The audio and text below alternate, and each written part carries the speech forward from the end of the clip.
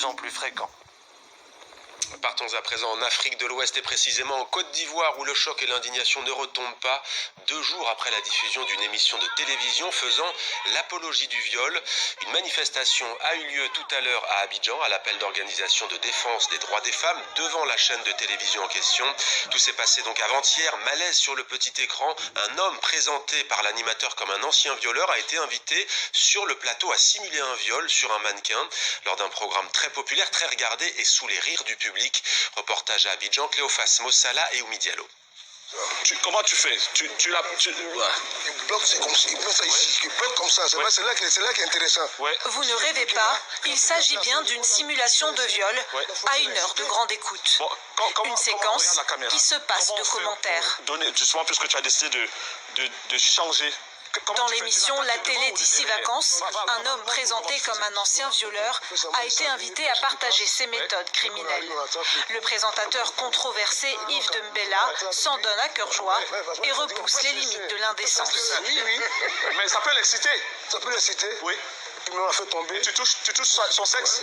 Comble du cynisme, l'invité donne aux femmes des conseils pour éviter d'être violées. Sur le plateau, applaudissements et rigolades. Mais sur la toile, la scène suscite l'indignation. Non à l'apologie du viol sur les chaînes de télé et ailleurs.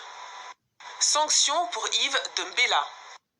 Une pétition lancée par la Ligue ivoirienne des droits des femmes a recueilli près de 40 000 signatures en quelques heures.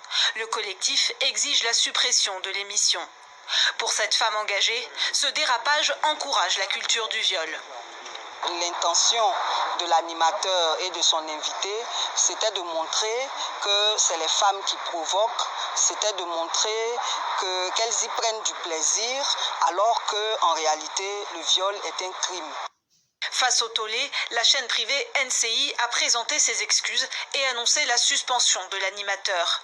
De son côté, Yves Dembella, également présentateur du concours Miss Côte d'Ivoire, a publié un message d'excuse sur sa page Facebook. Je suis sincèrement désolé d'avoir choqué en voulant sensibiliser.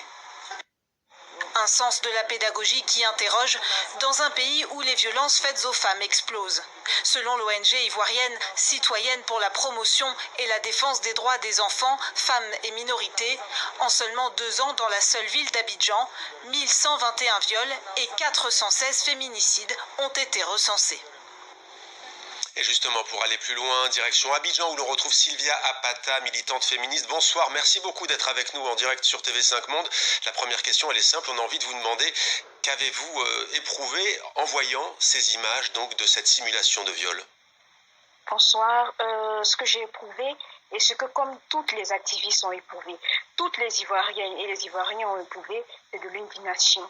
L'indignation vis-à-vis de se laisser aller, la scène de trop, l'acte de trop, l'indignation quant au fait que une émission qui est toujours préparée, on est laissé un animateur préparer cela, faire venir un mannequin sur le plateau pour faire une démonstration de viol. Je dirais qu'il y a certes la responsabilité de Yves Dembella, mais il y a aussi la responsabilité de toute l'équipe de programmation qui a laissé cet acte ignoble se produire. Donc aujourd'hui, c'est vrai que la haute autorité de régulation de l'audiovisuel a pris une décision de suspension de M. Yves Dembella. Ce que nous saluons pour un délai de 30 jours, mais nous disons qu'il ne faudrait pas que ça donne l'air d'une mise en congé. Il n'y a pas, non seulement nous demandons des sanctions exemplaires pour ne plus que de tels actes se reproduisent, mais également que des sanctions soient aussi données à la chaîne de production qui a laissé passer cette émission. Sylvia Pata, ce qui frappe aussi, ce qui a marqué les esprits, c'est que dans cette émission, on vient de l'entendre, il y a des conseils donnés par des hommes, des règles édictées par les hommes aux femmes pour qu'elles évitent de subir une agression sexuelle, un viol, ne pas marcher tard le soir, ne pas être en état d'ébriété par exemple. C'est ce qu'on appelle la culture du viol. Bien sûr, c'est ce qu'on appelle la culture du viol et cette culture elle est malheureusement très ancrée dans les mentalités ici. Les récentes études que nous avons menées avec l'ONG CPDFM lancent un signal d'alerte sur le fait que les populations banalisent le viol, les hommes en particulier. Et cette conception-là, elle est nourrie par qui? Elle est nourrie et par les coutumes et traditions et par les religions également. Donc il y a un véritable travail au niveau du changement de mentalité à faire.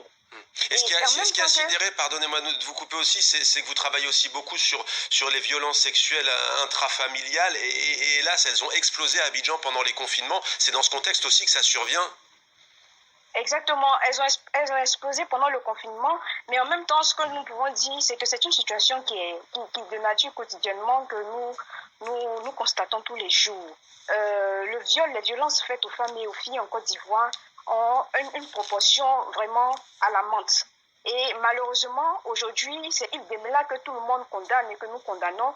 Mais il y a 2 mois de cela, quand l'ONG CPDFM faisait la publication de cette étude avec des résultats extrêmement alarmants, nous n'avons pas vu grande réaction au niveau des autorités étatiques. Et c'est le lieu pour nous d'interpeller sur la nécessité de programmes de renforcement de capacité des acteurs, non seulement des acteurs intervenant dans la presse audiovisuelle, mais également aussi au niveau des populations, les sensibilisations aux droits des femmes. Merci beaucoup Sylvia Pata d'avoir répondu à nos questions en direct dans 64 minutes. Après de nouvelles analyses, il n'y a